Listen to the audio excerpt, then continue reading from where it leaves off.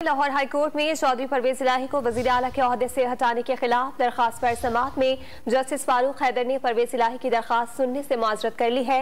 Larger bench तहलील हो गया है। मजीद बात करेंगे डॉन न्यूज के नुमाइंदे राना बिलाल से। बिलाल, बताइएगा किन तहफ़्फ़ुज़ात का इजहार किया गया है जस्टिस फारूक हैदर की जानिब से? परवेज इलाही की जानिब से ओहदे से हटाने के खिलाफ लाहौर हाईकोर्ट में आज दरखास्त दायर की गई थी, जिस पर chief justice Lahore high court justice अबीर भट्टी ने इस दरखास्त पर समाअत के लिए 5 रुकनी लार्जर बेंच तश्कील दिया था। अब से कुछ देर पहले लार्जर बेंच ने समाअत का आगाज किया तो बेंच के एक मुअज़्ज़ज़ रुकन जस्टिस फारूक हैदर ने परवेज इलाही की दरखास्त सुनने से माजरत कर ली, जिसके बाद लार्जर बेंच तहलील हो गया। बेंच के सरबरा की जानिब से ये बताया गया वकला को कि जस्टिस फारूक हैदर जो है वो दरखास्त गुजार के माजी में वकील रह चुके हैं, इसलिए वो ये केस नहीं सुनना चाहते।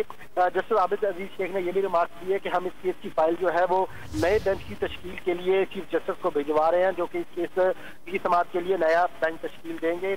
परवेज इलाही के वकील की जानिब से इस्तदा की गई कि हमारी यह दरखास्त है कि इस दरखास्त को आज ही समाअत के लिए मुकर्रर किया जाए और इस पर आज ही हेयरिंग की जाए, जिस पर जस्टिस आबिद अजीज शेख ने यह वाज़ेह किया कि हम ये नोट भी चीफ जस्टिस को भिजवा देते हैं।